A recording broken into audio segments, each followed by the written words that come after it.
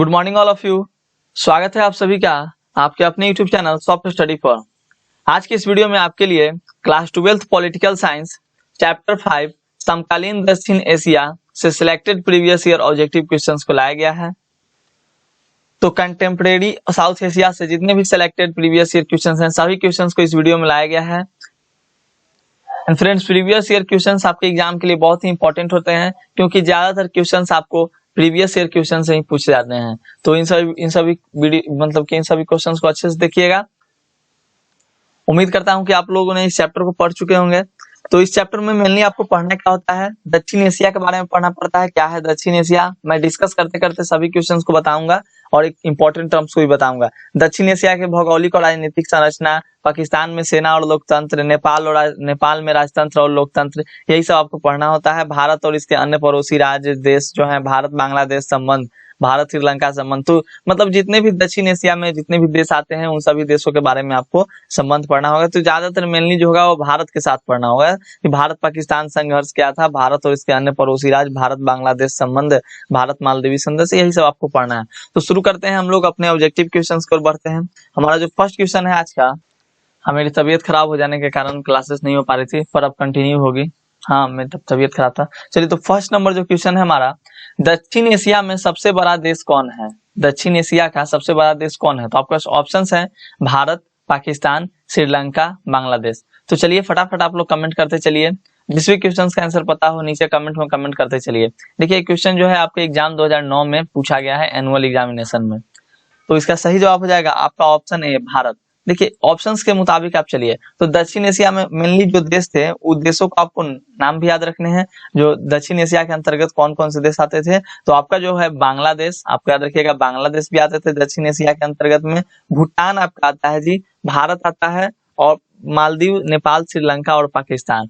जो आप सार्क सदस्य के बारे में पढ़े ना, वही सब दक्षिण एशिया में मतलब लगभग सभी मतलब आदेश आते हैं। तो ये सभी आपको याद रखना है। तो वैसे चीन और म्यांमार को भी मतलब कुछ लोग दक्षिण एशिया में शामिल करते हैं, लेकिन मेनली जो होता है वो दक्षिण एशिया। हम लोग इस चैप्टर में जो मेनली पढ़ना होता है आपको, ये 7 जो देश मैंने बताया आपको, बांग्लादेश, भूटान, भारत, मालदीव, नेपाल, श्रीलंका और पाकिस्तान, इसी के बारे में इस चैप्टर में आपको मेनली पढ़ना होता है। तो बढ़ते हैं हम लोग अगले क्वेश्चन की ओर। हमारा जो अगला क्वेश्चन है, तो दक्षिण एशिया के बारे में आपको पता चल चुका क्या है दक्षिण एशिया। इसके साथ जो देश है मैंने नाम बताया वही सब दक्षिण एशिया के अंतर्गत आते हैं।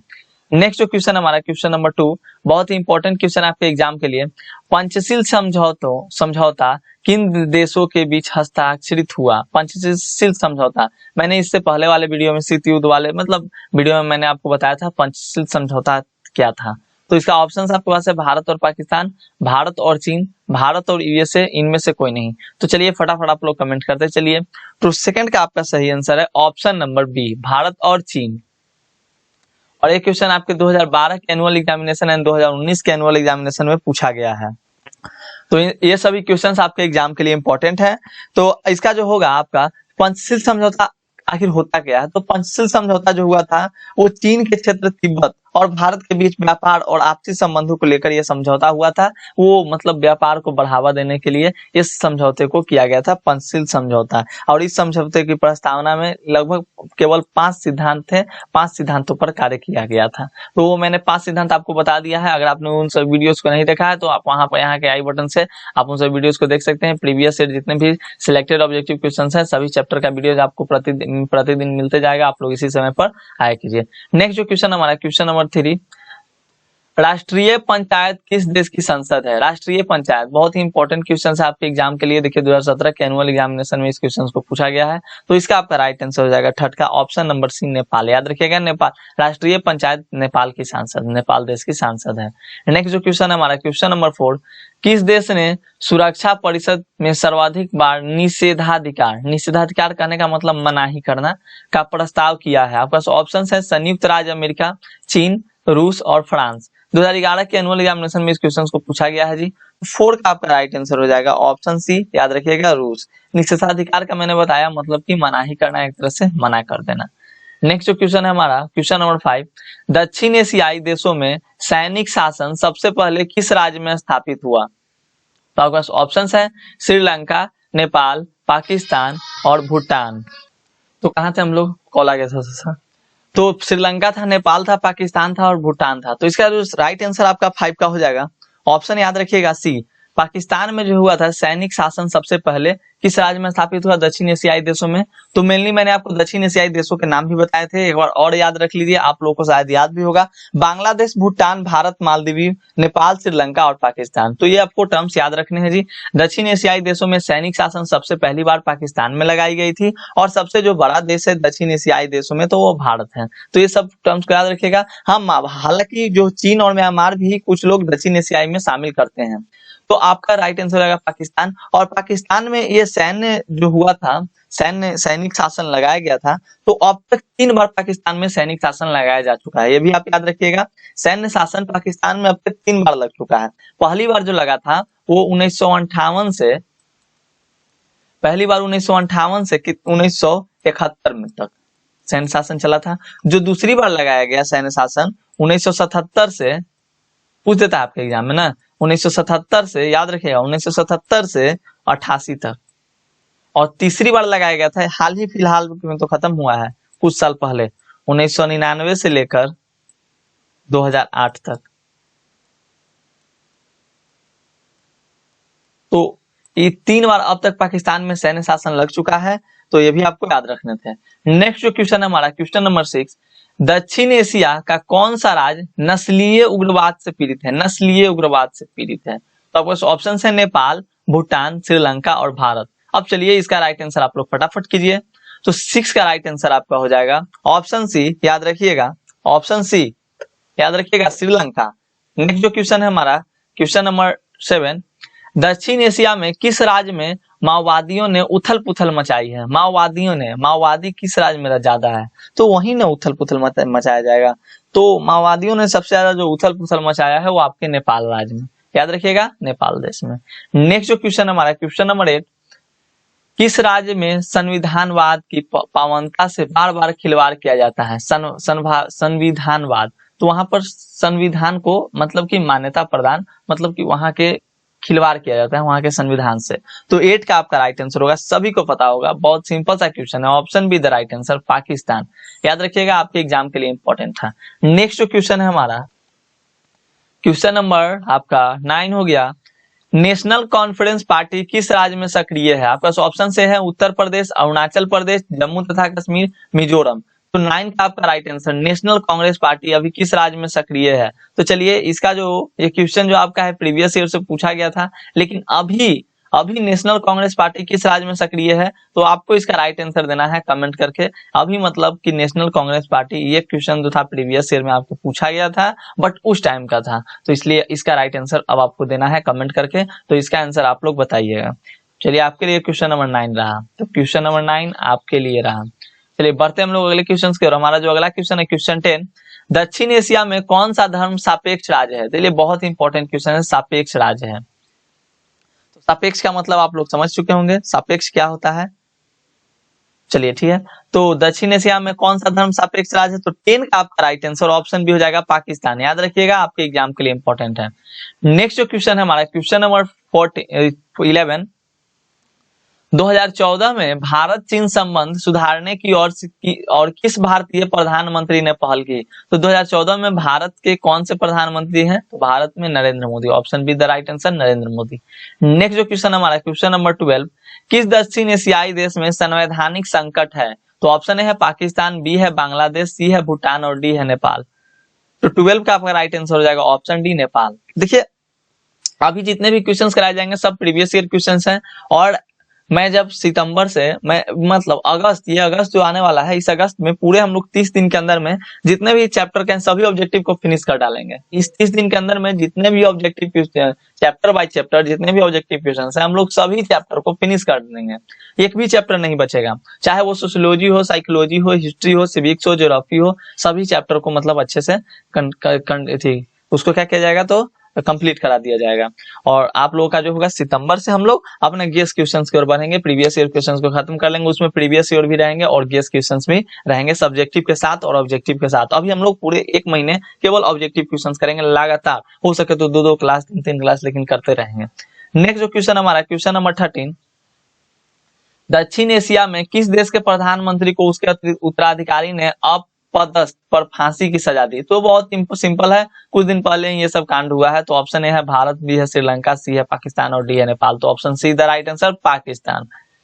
नेक्स्ट जो क्वेश्चन हमारा क्वेश्चन नंबर 14, निम्नलिखित में से सार्क का सदस्य नहीं है। सार्क का सदस्य मैंने आपको प्रीवियस मतलब कुछ मैंने वीडियो जो बनाए थे आपको उसमें मैंने सार्क के बारे में डिस्कस किया था। तो सार्क का जो फुल फॉर्म होता है south Asian association for regional corporation, ये भी आपको याद रखने हैं। और इसकी जो स्थापना हुई थी वो स्थापना आपको 8 दिसंबर, याद रखिएगा बहुत इंपॉर्टेंट है, 8 दिसंबर 1885 को, सॉरी 1985 को हुई थी, 1985 को हुई थी, याद रखिएगा 8 दिसंबर 1985 को हुई थी सार्क की स्थापना। और इसका उद्देश्य क्या था? तो उद्देश्य मेनली यही था कि दक्षिण एशिया में आपसी सहयोग से शांति और प्रगति हासिल करना, शांति और प्रगति को हासिल करना। और इसके सदस्य जो थे सार्क के सदस्य, वो मैंने आपको देश के नाम भी बताया था कौन कौन से थे। तो भारत, पाकिस्तान, बांग्लादेश, श्रीलंका, नेपाल, भूटान और मालदीव। याद रखिएगा आपके एग्जाम के लिए इंपॉर्टेंट है। तो इनमें से कौन सा सार्क के सदस्य नहीं है? तो ऑप्शन देखिए भारत भी है, श्रीलंका भी है, इंडोनेशिया, भारत भी है, श्रीलंका भी है और आपका पाकिस्तान भी। तो इसका राइट आंसर आपका होने वाला है 14 का ऑप्शन। चलिए फटाफट से आप लोग कमेंट कीजिए। तो option D the right answer, Indonesia जो था वो सार्क का सदस्य नहीं है। नेक्स्ट जो क्वेश्चन हमारा क्वेश्चन नंबर 15, भारत परमाणु अप्रसार संधि पर हस्ताक्षर क्यों नहीं करता है? आपका ऑप्शन से है भारत परमाणु बमों का प्रसार चाहता है, वह इस भेदभाव पूर्ण मानता है, गुट निरपेक्षता की नीति प्रभावित होगी, इनमें से कोई नहीं। तो पहले आप समझिए कि परमाणु अप्रसार होता क्या है। तो परमाणु अप्रसार करने का मतलब इसका जो मेन उद्देश्य जो होता है विश्व भर में परमाणु हथियार के प्रसार को रोकने के साथ साथ परमाणु परीक्षण पर भी अंकुश लगाना होता है। तो 15 का आपका राइट आंसर हो जाएगा ऑप्शन नंबर बी, भारत परमाणु अप्रसार पर संधि पर हस्ताक्षर क्यों नहीं करता? क्योंकि वह इसे भेदभावपूर्ण मानता है। नेक्स्ट जो क्वेश्चन हमारा क्वेश्चन नंबर 16, बहुत ही इंपॉर्टेंट क्वेश्चन है आपके एग्जाम के लिए। चीन ने विदेश व्यापार हेतु खुले द्वार की नीति कब अपनाई? खुले द्वार की नीति मतलब कहने का मतलब वो ओपन डोर पॉलिसी। तो ओपन डोर पॉलिसी चीन ने कब अपनाई थी? तो ऑप्शन है आपके पास 1978 में, ऑप्शन भी है 1975 में, 1985 में और 1990 में। तो 16 का राइट आंसर आपका होने वाला है ऑप्शन ए। याद रखिएगा 1978 में चीन ने ओपन डोर पॉलिसी अपनाई थी। नेक्स्ट जो क्वेश्चन हमारा क्वेश्चन नंबर 17, निम्नलिखित में कौन सा कथन सत्य है? ऑप्शन ए है दक्षिण एशिया के सभी देश प्रजातांत्रिक हैं। तो बिल्कुल गलत बात, दक्षिण एशिया के सभी देश प्रजातांत्रिक नहीं है। ऑप्शन बी है नेपाल एक ऐसा देश है जहां राजतंत्र है। बिल्कुल ये भी गलत बात, नेपाल में क्या है? लोकतंत्र है या प्रजातंत्र। मतलब आपको मैंने शुरू में ही बताया था नेपाल में क्या है, तो राजतंत्र और लोकतंत्र है। लोकतंत्र है जहां राजतंत्र और लोकतंत्र के बारे में मैंने बताया था। तो नेपाल एक ऐसा देश है जहां राजतंत्र है, तो ये भी गलत है। नेक्स्ट जो है सार्क 1985 में अस्तित्व में आया। यस, मैंने आपको बताया कि 8 दिसंबर 1985 को सार्क की स्थापना हुई थी। और ऑप्शन डी है भूटान एक गणतंत्र राज्य है। तो ये भी आपका गलत है। तो option C the right answer, SAARC 1985 में अस्तित्व में आया। याद रखिएगा आपके एग्जाम के लिए इंपॉर्टेंट है। नेक्स्ट जो क्वेश्चन हमारा क्वेश्चन नंबर 18, निम्नलिखित में कौन सा देश सार्क का सदस्य है? ऑप्शन ए है मलेशिया, बी है इंडोनेशिया, सी है जापान, डी है भारत। तो 18 का आपका राइट आंसर हो जाएगा। तो सिंपल सा क्वेश्चन है जी, निम्नलिखित में कौन सा देश सार्क का सदस्य है? तो मैंने अभी आपको बताया सार्क में कौन कौन से देश आते हैं। तो फिर से याद रखिएगा, बहुत ही इंपॉर्टेंट है जी, याद रखना है सार्क का जो फुल फॉर्म होता है south Asian association for regional corporation. और इसकी स्थापना जो हुई थी 8 दिसंबर 1985 को हुई थी। इसका उद्देश्य था दक्षिण एशिया में आपसी सहयोग से शांति और प्रगति हासिल करना। और इसके सदस्य कौन कौन से देश हैं? तो मैंने आपको बताया भारत, पाकिस्तान, बांग्लादेश, श्रीलंका, नेपाल, भूटान और मालदीव। तो इसका राइट आंसर आपका हो जाएगा सार्क के सदस्य इसमें से कौन से? तो option D the right answer, Bharat. ना मलेशिया नहीं है, जापान भी नहीं है और इंडोनेशिया भी नहीं है। याद रखिएगा नेपाल है लेकिन जापान नहीं है। नेक्स्ट जो क्वेश्चन हमारा क्वेश्चन नंबर 19, भारत और बांग्लादेश के बीच फरक्का समझौते, ये गाड़ी वाला फरक्का नहीं, ट्रेन फरक्का नहीं, फरक्का जल समझौता हुआ था, पर हस्ताक्षर कब हुए? ऑप्शन है 1967 में, 1971 में, 1996 में, 2000 में। तो 19 का आपका राइट आंसर हो जाएगा ऑप्शन नंबर, याद रखिए फटाफट कमेंट करते चलिए। Option C the right answer 1996 में। और वीडियो को ज्यादा से ज्यादा लाइक कीजिए, सब चैनल को सब्सक्राइब कीजिए और अपने दोस्तों के साथ वीडियो को शेयर कीजिए ताकि ज्यादा से ज्यादा बच्चे इस चैनल पर आ सकें, क्योंकि बहुत कम बच्चे हैं इस चैनल पे। तो आप लोग वीडियो को शेयर किया कीजिए। प्रतिदिन मैं आप लोग क्लासेस चलाऊंगा। वो थोड़ा सा तबीयत खराब हो जाने के कारण इधर 5 दिन हम लोग डिस्टर्ब रह गए। नेक्स्ट जो क्वेश्चन हमारा क्वेश्चन नंबर 20, बांग्लादेश को भारत ने कब मान्यता दी? तो बांग्लादेश को भारत ने कब ये मान्यता दी? एक तरह से कहने का मतलब कि बांग्लादेश कब आजाद हुआ था, तो आपको याद रखना है 1971 में जो हुआ था, बांग्लादेश को भारत ने मान्यता दी थी। यानी option C the right answer. देखिए 2015 के एनुअल एग्जामिनेशन एंड 2019 के एनुअल एग्जामिनेशन में पूछा गया है। तो जितने भी क्वेश्चन थे फ्रेंड्स, सभी क्वेश्चन आपके प्रीवियस ईयर क्वेश्चन से पूछे गए थे। इसमें मैंने किसी भी तरह का क्वेश्चन को गेस नहीं किया गया है, बस प्रीवियस ईयर जितने भी क्वेश्चन हैं वो आपको कराया जा रहा है। तो उम्मीद करता हूं कि आपको वीडियो समझ में आ रही हो। और हाँ, हम लोग सितंबर से जो होगा हम लोग गेस क्वेश्चन को करेंगे ही करेंगे। तो इस अगस्त महीने में हम लोग जितना हो सके, आप लोग जितना बोलिएगा उतना क्लास में आप लोगों को देने के लिए रेडी हूँ।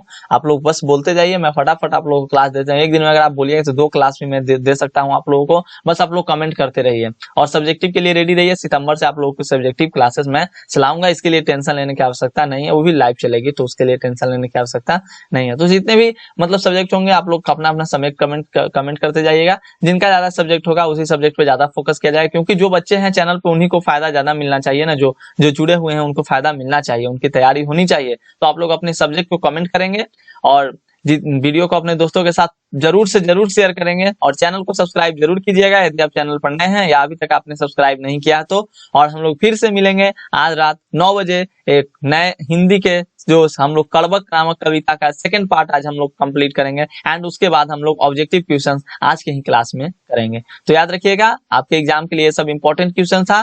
तो बांग्लादेश को भारत ने कब मान्यता दी थी? तो 1971 में। आज हम लोग ऑब्जेक्टिव भी करेंगे 9 बजे और सब्जेक्टिव भी करेंगे, तो ये भी आपको याद रखने हैं। और आप लोग आ जाइएगा 9 बजे। चलिए मिलते हैं हम लोग अगले वीडियो में, तब तक के लिए धन्यवाद, टेक केयर।